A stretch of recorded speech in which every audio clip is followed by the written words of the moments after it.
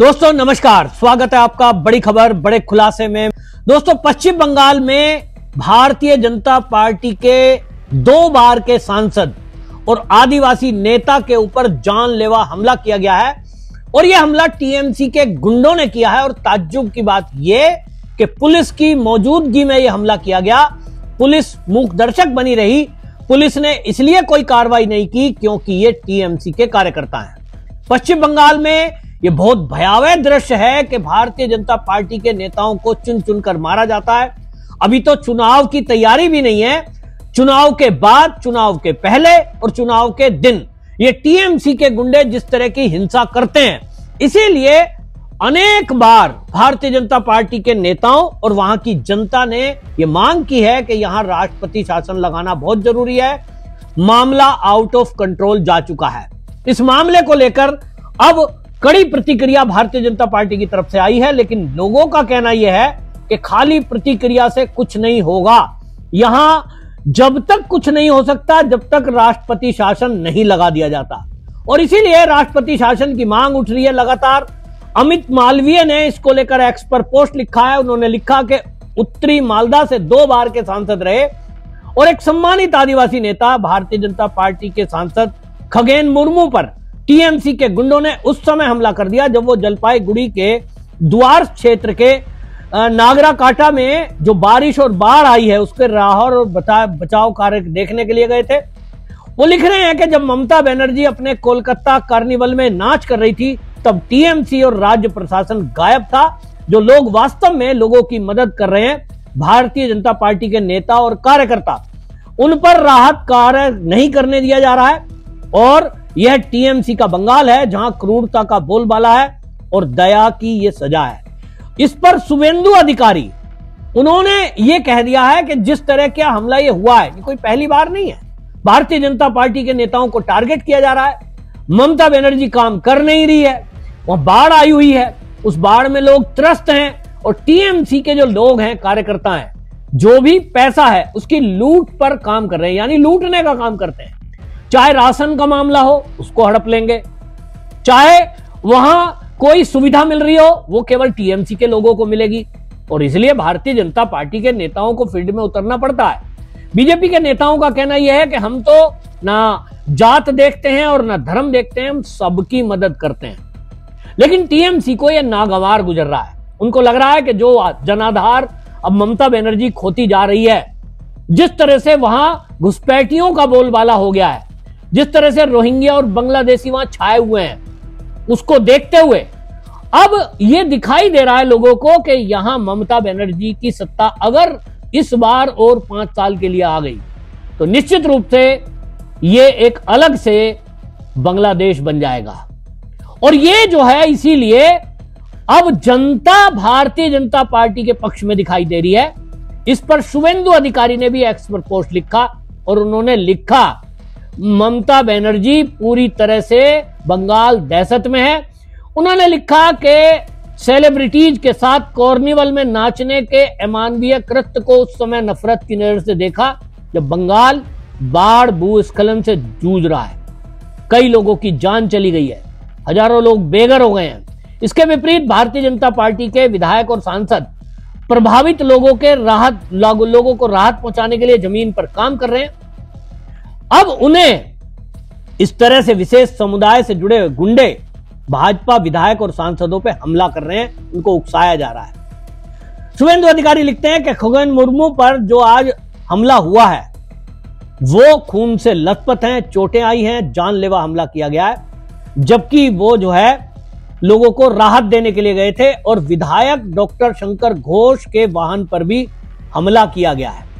ऐसे में अब आप सोचिए हालात किस कदर बिगड़ गए हैं। वहां हालात ये हो गए कि अब विपक्ष के जो नेता हैं, यानी भारतीय जनता पार्टी से अलग कांग्रेस है, कांग्रेस के आला कमान शीर्ष नेता इस पर मौन है। प्रियंका गांधी वाड्रा एक शब्द नहीं बोलेगी कि वहां बाढ़ आई हुई है, लोगों को राहत नहीं मिल रही है, लोग सताए जा रहे हैं। आप बीजेपी को छोड़ दीजिए, लेकिन आप वहां की जनता के हित में तो बोलेंगे, लेकिन नहीं बोल रहे हैं। पर लिखा है, उन्होंने लिखा कि पश्चिम बंगाल में भारतीय जनता पार्टी के ऊपर जो हमला हुआ है, टीएमसी के गुंडों ने यह हमला जो किया है, ये पुलिस की मौजूदगी में हुआ है। इसको लेकर अभिजीत मजूमदार ने एक्स पर एक पोस्ट डाला है जिसमें वो अधीर रंजन चौधरी जो कांग्रेस के हैं वो बोल रहे हैं कि मुर्शिदाबाद में अभी तक 70% मुस्लिम आबादी हो चुकी है और अगर ये इसी तरह रहा तो उन्होंने कहा है कि मेरे शब्दों को लिख के रख लो। ये एक अलग से बांग्लादेश की मांग होगी जिसमें मालदा, दिनाजपुर, मुर्शिदाबाद यहां तेजी से घुसपैठियों की संख्या बढ़ी है और इस संख्या के बढ़ने का असर यह है कि आज की डेट में इन्हीं की सब कुछ चलती है। यहां कोई कुछ बोल नहीं सकता।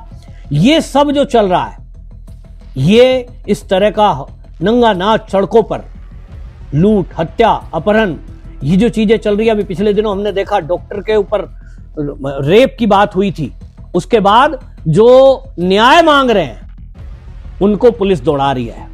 भ्रष्टाचार इस कदर है कि हमने अभी भर्ती घोटाला देखा है। उस भर्ती घोटाले में 8वीं पास टीचर बन गए और जो वर्षों से तैयारी कर रहे थे उनका नंबर इसलिए नहीं आया क्योंकि उन्होंने पैसे नहीं दिए। अब कोर्ट से जब फटकार लग रही है, कोर्ट ने माना है कि भ्रष्टाचार हुआ है, तो ममता बनर्जी कहती हैं कि केंद्र जो है दुरुपयोग कर रहा है, एजेंसियों का दुरुपयोग हो रहा है। कुल मिलाकर के जो बंगाल में चल रहा है, मतलब आप पूरे देश का अगर आप देखेंगे, पूरे देश में सबसे ज्यादा अगर कहीं हिंसा है आज की डेट में वो पश्चिम बंगाल है। कश्मीर में हिंसा थी लेकिन वो आतंकवादियों की थी। बंगाल में आतंकवादी कौन है? आतंकवादी नहीं है, वो टीएमसी के कार्यकर्ता हैं जिनका आतंक है, बाहर से कोई नहीं आया। हां, जो देखने में मिल रहा है वो ये मिल रहा है कि बांग्लादेश से, म्यांमार से रोहिंग्या आए हुए हैं और उन्होंने यहां का वोटर कार्ड बना लिया है, उनके सारी फैसिलिटी यहां मिल रही है। ममता सरकार ये तक कह रही है कि मैं उनको यहां से निकलने नहीं दूंगी। चुनाव आयोग एसआईआर की बात करता है तो ममता बनर्जी चुनाव आयोग को धमकाती हैं कि मैं किसी को यहां से जाने नहीं दूंगी, हम तो एसआईआर होने ही नहीं देंगे। और इसीलिए उन लोगों की हिम्मत बढ़ी हुई है और उन्होंने तय किया कि जनता के बीच में भारतीय जनता पार्टी के नेता जो मदद के लिए जा रहे हैं, लोगों का हालचाल पूछ रहे हैं, बाढ़ आई हुई है उसमें राहत सामग्री पहुंचा रहे हैं, उनको जाने ही नहीं दिया जाएगा। जब जाने ही नहीं दिया जाएगा तो उनका आधार नहीं होगा।